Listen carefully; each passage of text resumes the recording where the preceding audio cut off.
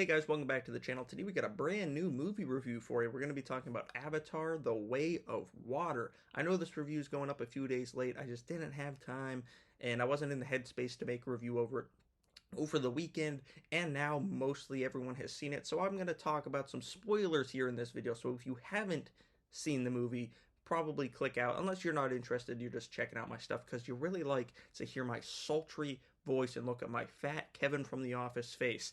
If you're here for that, then stick around. But if you do want to see the movie and you haven't, maybe check out because we're going to talk about some spoilers. This film is 13 years in the making. I was 10 years old when the first Avatar came out, and I saw it in theaters as well, and it blew my melon right off my shoulders, just like this one did. The visuals are excellent. The underwater stuff looks incredible. I love Marvel. Marvel's probably like my favorite thing in the world right now, movie-wise. And like Talo Khan looked great in Wakanda Forever, but it didn't look this great. This is like a whole other level that James Cameron pulled off, and it's joined by several returning cast members from the first one. Of course, you got Sam Worthington as Jake Sully, and I said in my Avatar review, this guy should be like on his knees for James Cameron whenever Cameron calls, because without this franchise, his career would be, $5 bin at Walmart basically, because everything else he's in flops, and this franchise is like a gold mine. Zoe Saldana, of course, the nerd queen, she is here as well, returning as Neytiri. Sigourney Weaver plays a new character in this film, Kiri, the teenage daughter of Jake Sully and Neytiri. Kate Winslet from the the Titanic franchise. That's what I wanted to say. The Titanic franchise returns to the James Cameron universe in this as a new character. She plays a pregnant Na'vi. She's the queen of the water tribe, but she's also kind of like a cool warrior. And it's kind of cool to see like a pregnant Na'vi, A, for the first time, and B, just out there like beating up guys with everybody else. Stephen Lang returns as kind of sort of the same character, Quaritch, but a different version. I won't like dive into too much details, but he's the same character but different at the same time. But he is great.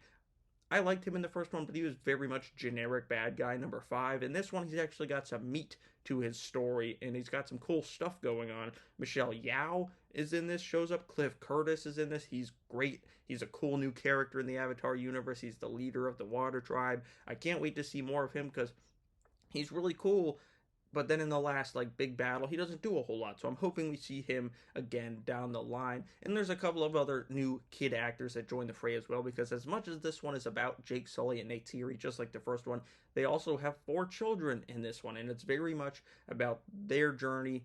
In this new water tribe, learning, hanging out with the other children, developing love interest of their own, having problems of their own. And this one is very much like a family affair. The first one was like, very much like, oh, like save the forest. And this one's definitely like save the oceans, don't kill all the whales and stuff. But it's very much also like a embrace your family, like let people be who they're supposed to be.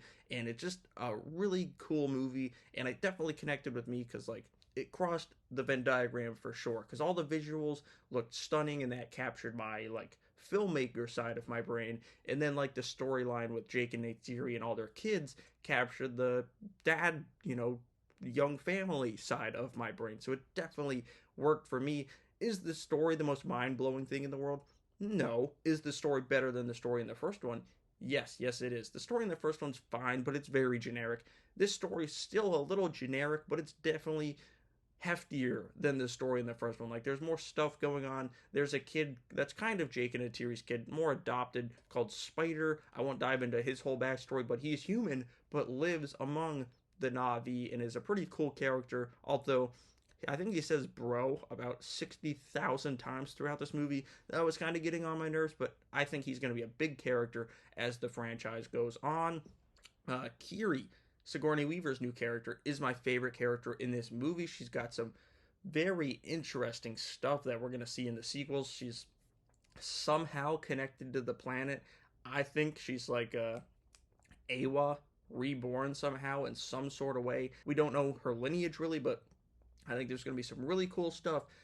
And I think there's going to be some very interesting things that happen in the future with Kiri and Spider. I think those two are going to kind of take the franchise over, whether it's in the next one or after that. But nonetheless, this one's still very much led by Jake Sully.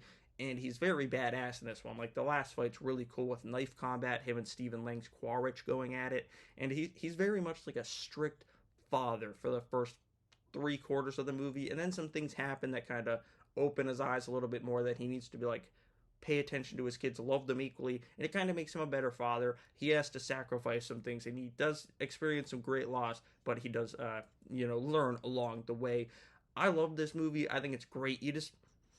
This and Top Gun Maverick, like, they might not be the most mind-blowing movies you've ever seen, but they're movies that we don't see anymore. Like, they feel special. I love the Marvel movies, but they don't feel special anymore. It feels just like a Marvel movie. These movies feel special, whether you love James Cameron or you hate James Cameron. His movies are special. They are an event. And like I said, this movie worked for me on all angles, from the filmmaker side to the father side. So I really dug this movie. I think it's much better than the first one. I'm going to give Avatar Way of the Water an 8.5 out of 10.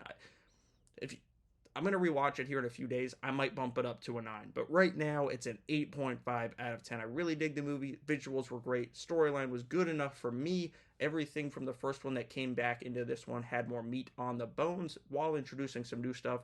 And this, I didn't care to see Avatar 2 when they announced it. But now that I've seen Avatar 2, I'm very excited for Avatar 3.